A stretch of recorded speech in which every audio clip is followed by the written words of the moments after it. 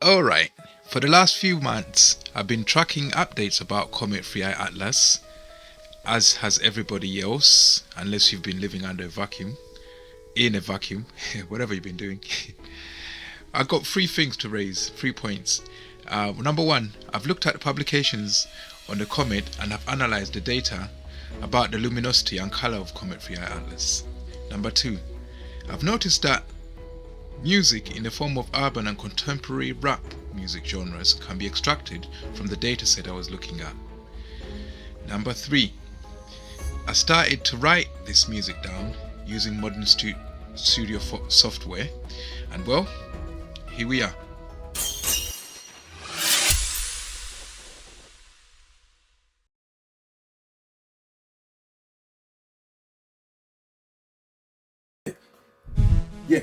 Yeah. Alright, now following on from the previous video, earthquakes. I got the idea when I was live. It's the kind of idea that I didn't want to miss out on. So the idea I got, you can see the previous video, yeah, the one I was playing. I was actually looking at earthquakes and trying to see what else I can find, yeah. And when I went into it, I discovered a theory on how to predict what earthquakes are to come. So during the video, I got a few things wrong, but I was in the right ballpark. So what I did, I watched the video back and caught the idea, and just like as I predicted, yeah, I completely forgot the idea when I finished the video. And I finished on the idea, but I listened to the tune afterwards. So when I listened it back, I wrote it down and I got a few things right at least. So let me show you how. Yeah, the song you're hearing in the background is the one that comes from it's the raw data from the primes. Yeah, from the primes of the prediction that I made about the earthquakes that are to come. That's what came out with this one. I'll play you the song later and do a mad freestyle if you want. Well, I want. So we're gonna see that one afterwards. So from beginning, let me show you how. I got the predictions for the earthquakes that are to come. The dates range from the 5th of February, and that was yesterday, but one today. So they go all the way to May the 15th. So this is a prediction for the next 3 months. So I don't think it's gonna be 100% successful, but there's promising signs. So I started it on the 5th. The 5th was the initial earthquake that I put in, and that would be the start. So remember what I said in the previous video a couple of days back now. I said that the previous earthquakes can show you what the next one's gonna look like, because everything leads on to the next thing, and everything before it led up to it. Yeah, so if we start with an earthquake that we've known, the timestamp, what was the highest earthquake on the 5th? That's the start, and you put that down. That's one you know, and then you make the predictions of the next 3 months starting from that one. What I did is then consider for this one the prime number series, the same way I've been doing the previous ones in the past when I was doing the strongest magnets that we've had, and I considered what prime numbers correlate with that, and I produced a tune, and I noticed some facts, but everything I'm doing in this kind of rhyme is based on facts. So the only fact that I've got in this one is the 5.8 from the 5th of February, and I meant to record this one on the 6th, but I kind of had some other background things to do. So the next one I got was yesterday's one. What was the highest earthquake yesterday? That was a 5.9, but my prediction, I'd put down 6.03, as you can see on the screen. I hope you can see it good. So the next one tomorrow, I'm expecting a 6.26. That's one of the highest in the series. It's a prime series. There's quite a few 6.6s, 6.26s, quite a few. I don't know why that is, but it can't happen like that. You never know. It's just the way the numbers are drawn. I've also got on the screen the third column, or the last one on the right, the magnitude, which is 5.8, if we start on the 5th, 5 plus 8 is 13. I added up the digits. And I added up all the digits and to see which digits are prime numbers. And those are the ones I used. So once you check to see which digits are prime numbers, then you can make a tune. The show. To make the tune, as always, I've got the piano laid out. Yeah, it's all sprawled. So the data starts from the 5th, and you can see the dates now.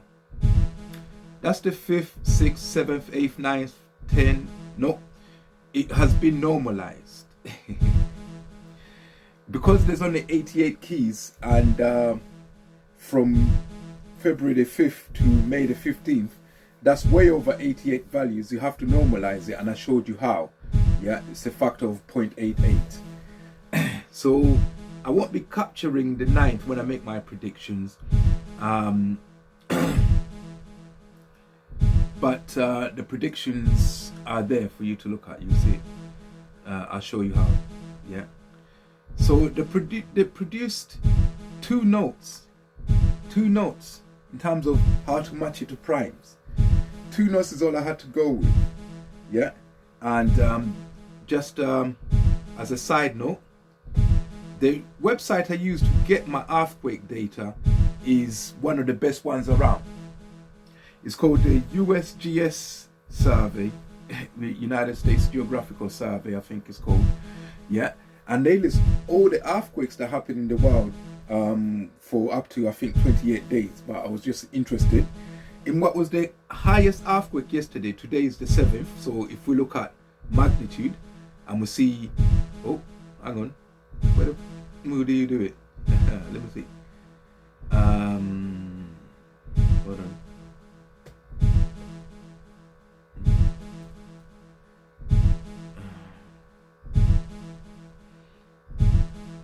Yeah, so if we look at the largest magnitude first, that was on the 6th, 2120, and it's now the 7th, so the highest on the 6th was 5.9. Yeah, and you can see that I put that in there. If I show you in the data that I'm recording down, I record it for each day. There we are. I put down 5.9 for the 6th, the actual data, and the one I guessed is that.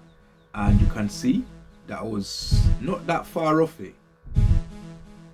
I was 0.13 away from it, and I'll be taking how far I am from things. If I'm less than 0.1, yeah, within 0.1 of guessing it, then I'm gonna count that as a good guess. But anyway, I'm not that far off what it was. So now we'll guess today's one. I'm guessing 6.26. Let's see how close I am on that. That will be the highest magnitude quake for today. So now I've explained to you the background. Let's get on with what I want most about this talk, and that's to see if I can come up with things that can tie in to what I'm saying. Right. Now I'll play you the actual song that I derived from those 2 notes that I showed you earlier. Run that. Yeah. Turn that nigger up.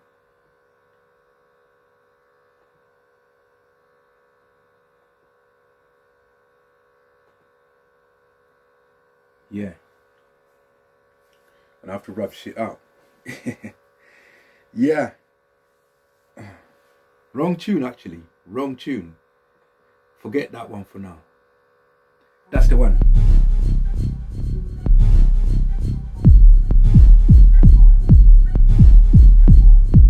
Primes. I forgot. That's the next video. Remember, I do primes and Fibonacci, but it's not about Fibonacci right now. It's about primes. What can I say about primes? Primes for the earthquakes. Now, I've gone and predicted the earthquakes for the next 3 months. Yeah, I think that's wild too.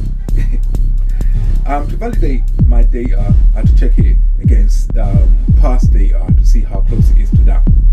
Yeah, I took the top 20 earthquakes that was around, and I think 6 of them I would have guessed right.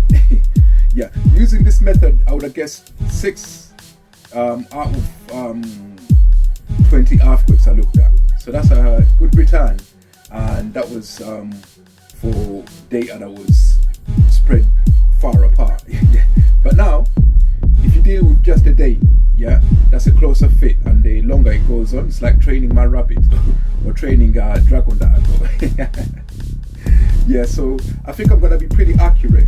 Yeah, earthquakes, yeah, responsible for quite a lot of I wouldn't say disease, but yeah, disease.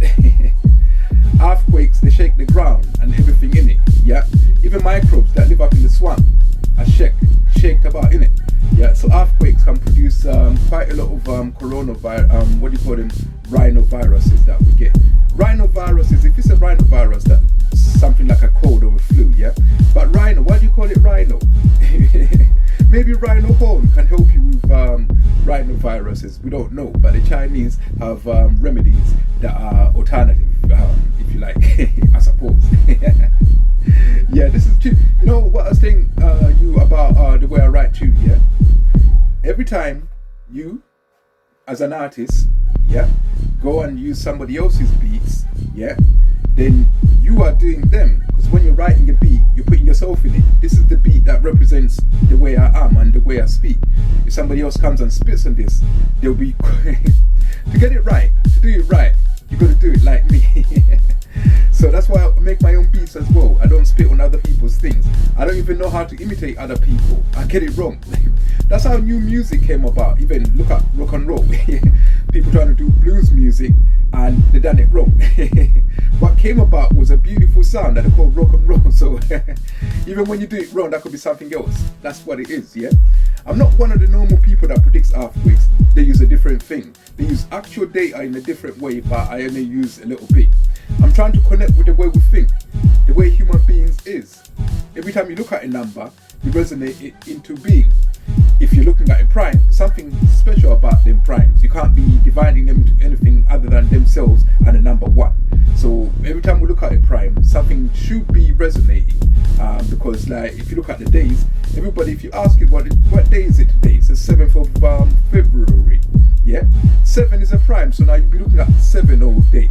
Yeah, so anything that involves that 7 will be coming to pass more likely to come to pass. Yeah, even a broken clock is right twice in a day. So after 10 days, that motherfucker would have been right 20 times in that day, 20 times at least. Yeah. So the things that we know are the things that appear synchronistically. Yeah. So, but those are still things that we have to write down.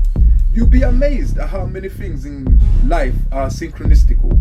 I don't know if that's a word, but it is now. Yeah. So,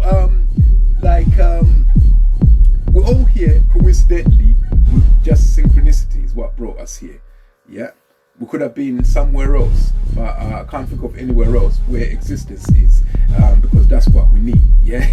So anyway, I don't want to veer too much off the track, so I want to get back to the track, but I really don't have nothing in my mind. But primes, yeah. Now I'm looking at. I've also got another thing. I've also got Fibonacci that I've done, but I'll show you that in the next video. The one that's to come. Yeah. Not this one. This one's about primes. Yeah.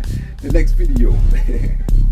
Yeah, this is the show. I wanted to take it on the road. Yeah, talk to people, try to advise them on how to stay safe. If I notice after 3 months that my accuracy, I'll be displaying it there. So just to show you how close I got. Yeah, if my accuracy is good, then I'll do the next 3 months. If I notice anything in my prediction that's like an 8 or 9 mark, yeah, I'll have to alert everybody so that people can be aware. Take it with a pinch of salt though, because it's not the real thing. Yeah, the people who produce earthquake predictions do all kinds of investigations and they look at all the different cracks that there is. Yeah, but I'm looking at the bulk data. I'm looking at the whole thing. Yeah, I'm looking at how consciousness affects what we're looking at. Yeah, you know about the diffraction experiment they got.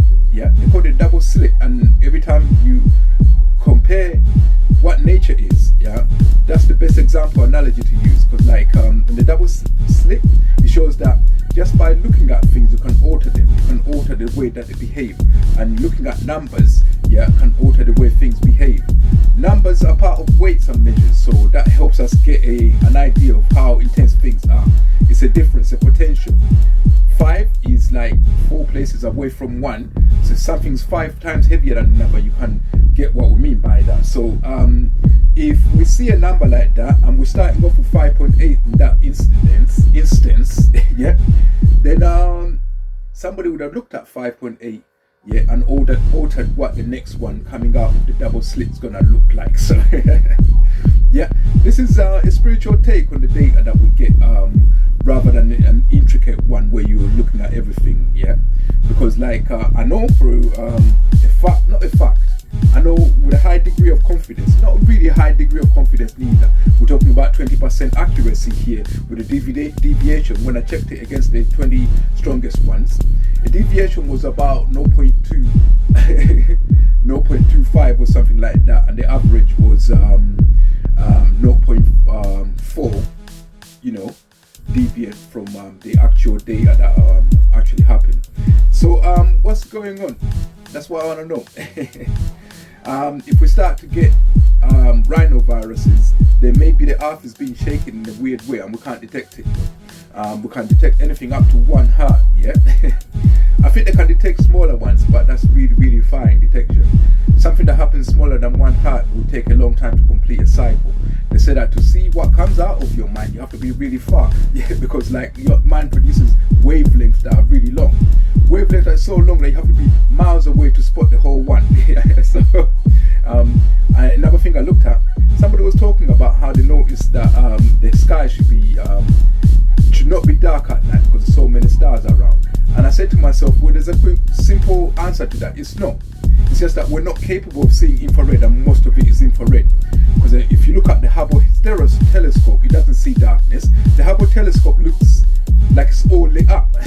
Just like the theory suggests, if there's that much stars at night, everything should still be bright. It should be bright like it's still day. But most of the energy that's produced in this universe is infrared, and our consciousness was designed to pick up visible light. That's a narrow band that we see. It's not the whole spectrum. Yeah, I don't know. I'm amazed how the eye came about, because the eye came about before the intelligence that we can describe now did. So the eye knows to tune in to the visible light spectrum and nothing but that. But the rest of the universe is mostly infrared spectrum. That's what will hit us. Even we produce infrared. The body does. The earth and the human body produce the same kind of frequency of light. So if we see what most of the universe is like, we won't be able to see any difference, and everything would look like a blur light. So we have to choose a range. I don't know how nature did that without intelligence. It looks like intelligence that comes from trial and error. Intelligence that comes from trial and error is more important and more advanced than the one that we have now. Imagine somebody who's lived to the end of time, and that someone who lives forever must have so much, well, limitless intelligence. Yeah, so because the trial and error intelligence will add up to so much that that would be the Almighty that has that kind of intelligence. We don't have that much. This body comes from an organism that exists in 2.5 billion years back. So it's been doing trial and error, and he came up with an eye and a brain, and he came up with your stomach and that and that. So I'm enjoying this one, but I'm gonna cut it short because I got to do the Fibonacci one. I keep talking about that. Sorry, primes. I shouldn't bring in other shit into your spit. This is your rhymes. Let me end it like that. Enjoy the rest of this one. Next time it touches no, I'll end this video and you can listen to the whole track. Yeah, I've enjoyed this one, yeah. But listen up. Yeah, you look at the numbers on the screen. Let me see if I can make sure that I play all of them so that all of them are seen. Yeah, and in future you can look back and tell me and verify that which ones I got right. But I'm done.